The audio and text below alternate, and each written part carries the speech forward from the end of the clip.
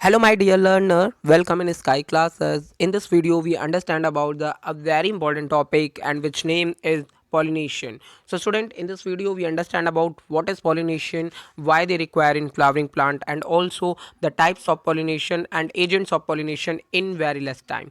Okay student, so moving forward about the pollination process. So student, as you know that in the case of a flowering plant, both the male gamete and female gamete are formed in the pollen grain and in embryo sac, but both male gametes are non-motile and also female gametes are non-motile. So how the fertilization process is reached in the case of flowering plants? So here they adopted for the pollination process. So pollination process is refers to as the transfer of pollen grain from anther to stigma of a carpel is known as pollination. So as you seen that in this diagram, this is a plant where a flower is present, and in the case of a flower both male and female reproductive part are present, which represent by the stamen, and in the stamen anther lobe is present, and after the dehiscence of anther, here the pollen grain are free, and this pollen grain is reached to the stigma part of a pistil, and this process is known as pollination.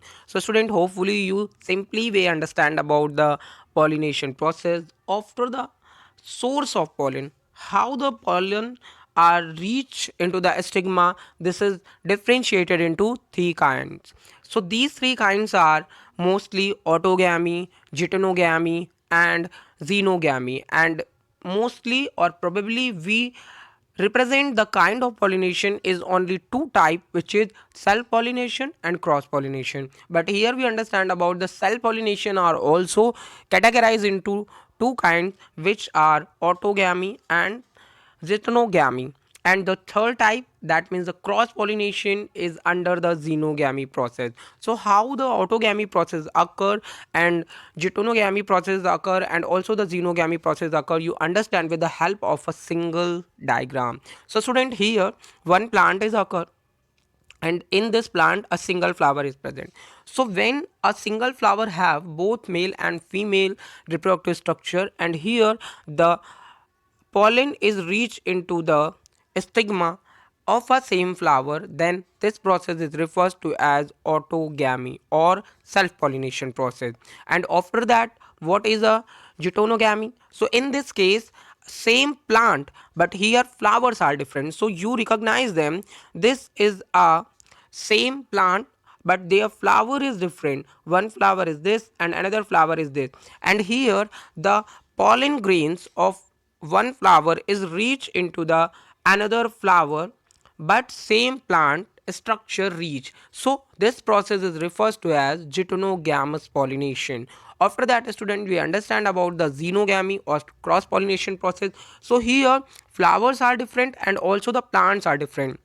One plant is this and another plant is this, and after that here the pollen grain of another flower is reached to another flower of plant species. So this process is referred to as xenogamy or cross pollination process. So hopefully you understand about these three kinds of a pollination with the help of a single diagram. After that we understand about the pollination process, their type of a pollination, and also the agent of pollination with the help of a single flow chart. So students, you understand about the pollination. What is pollination? Pollination are categorized into two types, where the self pollination and cross pollination or xenogamy, and the self pollination is also categorized into autogamy and geitonogamy, where the autogamy is present in same flower, and geitonogamy where the genetically similar plant and different flower but same plant. And the xenogamy processes occur by the two agents, where the agents are required, but in the case of a geitonogamy and autogamy, no agents are required. So in the case of a cross pollination or xenogamy, the abiotic factor and biotic factors are involved, and here the wind pollination, water pollination, which under in abiotic factor, and in the case of a biotic factor, the entomophily, cherotophily, malcophily, and ornithophily processes occur. Here we understand about these things related to another graph. So student, the abiotic factor, which also refers to as anemophily, where the pollination occur by the wind, and hydrophily, where the pollination occur by the water. So in this In the case of anemophily, the example is palm tree, and in the case of a hydrophily, example is Vallisneria. And in the case of biotic agents, where we also says that here animals do the pollination process, where this process is refers to as in the single word is zoophily.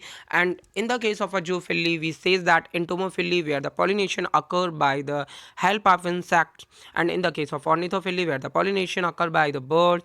Chitrophily, where the pollination occurs by the bats. And the malcophily, the process occur with the help of by snail. And myrmecophily, the process occur by the ants. So students, hopefully you understand about the whole pollination process, types of pollination process, and also the agents of pollination process. Thank you.